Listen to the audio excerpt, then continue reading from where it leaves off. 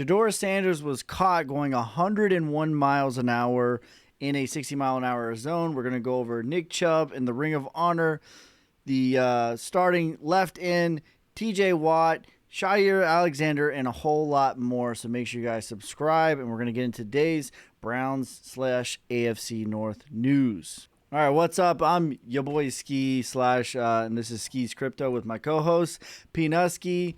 Make sure you guys hit that bell icon so you never miss a video. And let's get into the video. And the top story is Shedeur Sanders was speeding 101 miles an hour. What are your thoughts on this?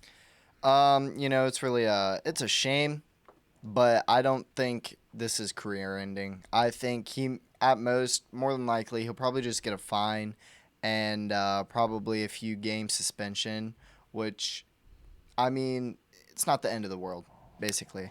Yeah, I think, I think back to what I was like when I was his age, and I was even more of an idiot, driving even faster. So I'm not pro, like, speeding. I think it's dangerous. It's reckless for yourself. It's reckless for everyone out on the road. But I'm not going to sit here and pretend like I never have sped in my life, and I'm not going to sit here and pretend like it's not a normal young male behavior. But I think they're going to clean it up and they're going to get it fixed.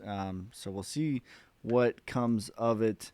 And the next thing is the Browns. Jimmy Haslam flirted the idea with throwing in Nick Chubb to the Browns Ring of Honor. Yeah, he deserves to be in it. Like, plain and simple, I don't see a world where he shouldn't be in it. You know, he is probably the second best running back to ever put on a Browns uniform.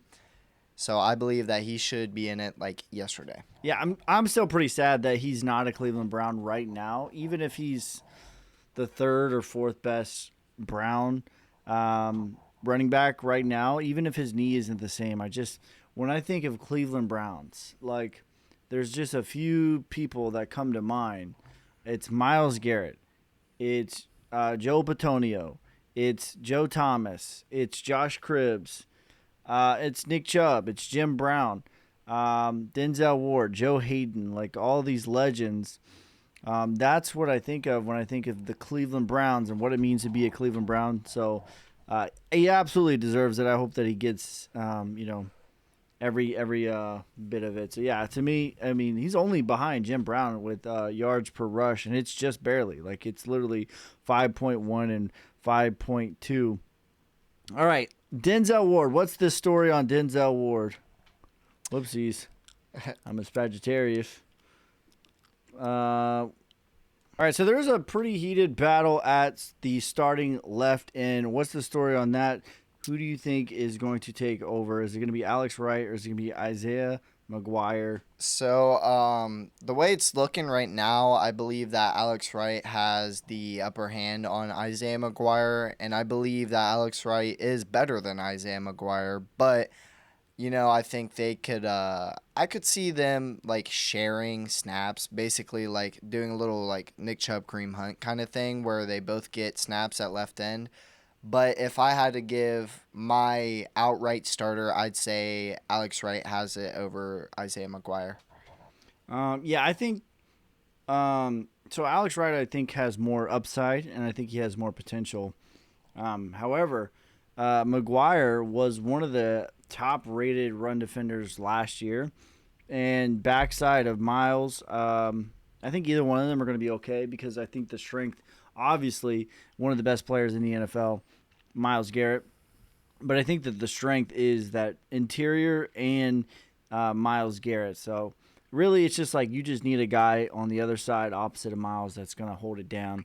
We don't need him to be spectacular. He really can be a guy. And I think it's a good problem to have, and I think both of them are going to be fine. Yeah. All right, now, Denzel Ward. It's time to get the scoop on that. So what's the deal with Denzel Ward? So a graphic recently came out that Denzel Ward has had the highest PFF grade since 2023, above even Patrick Surtain, and who just won the Defensive Player of the Year. So I guess it's safe to say that he's the best corner in the league still. Yeah, I think Denzel Ward probably definitely doesn't get his flowers enough, and he's one of the most underrated corners in the league. And when he is hurt, we definitely feel that on defense. You know, the gap between Greg Newsome and Martin Emerson and Denzel Ward is, although those are good corners, or they have the potential to be good corners, they both kind of had a down year last year. But they're not as elite. yeah, as the Gordon. the gap between Ward and those two is pretty astronomical, and I think he doesn't get his flowers like he should, and you know. The issue with Ward is not his ability to play, his ability to ball, his ability to cover. He's one of the most lockdown corners, both zone and man-to-man. He's one of the fastest. He has a crazy ability to hit. Like his hit stick ability, it's almost like his shoulder pads are like from the 1980s or something like that. It doesn't even make sense when I'm watching it. The issue with him is the concussions and him staying healthy, staying out on the field. If he can do that, though, I think his play backs up the numbers for sure.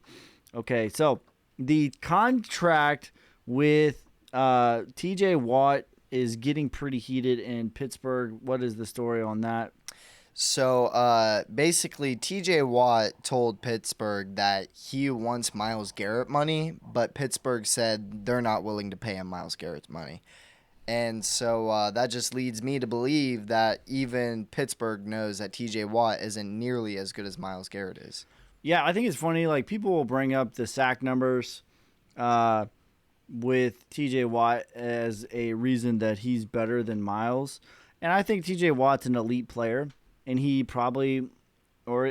the best player on Pittsburgh. But thinking that he is Myles Garrett, it's like Pittsburgh is telling you what they think of TJ versus Myles. And then when you look up the advanced metrics of double team numbers, it's like they have the same number of sacks, and then you look at the double team percentage, and it's like the defenses, the opposing offenses are telling you who is the better player. Like Myles Garrett is literally double teamed almost double of what TJ Watt is. So it's like not only are the other teams telling you who they think is better, who they respect more, but the Pittsburgh Steelers themselves are telling you who is the better player. They're literally saying you're not as good as Myles Garrett, and I think it's a absolute bona fide fact of the matter. All right, Jair Alexander signs with the Baltimore Ravens. I think this is going to be troublesome for the league for about 6 games. Jair Alexander has the same issues as Denzel Ward, but on steroids, basically. Jair is an amazing corner, but the only reason he is not currently on Green Bay is due to the fact that this man can't stay healthy. He's got probably the most missed games out of almost any cornerback who hasn't missed an entire season in the past 5 years. The man can't stay healthy, but I do like the signing for the Ravens if he can stay healthy, but that's a big if. I think they only got him for $6 million, right? Yeah, they got him for a 1-year deal for $6 million, and apparently he was getting offered a whole lot more by other teams, but he wanted to reunite with his college teammate Lamar and wanted a chance to win a ring. Yeah, not on the Ravens, buddy. I think it's a big signing for the Ravens. I think he is a very good corner, and I'm not happy that as a Browns fan that he's there. But can he stay healthy? That is going to be the big question. All right, guys, that's going to be it for this time. Make sure you guys like, subscribe, and hit that bell icon so you never miss a video. We're uploading on a daily basis almost. We're going to try to do it on a daily basis at least. But that's going to be it for this time. Peace.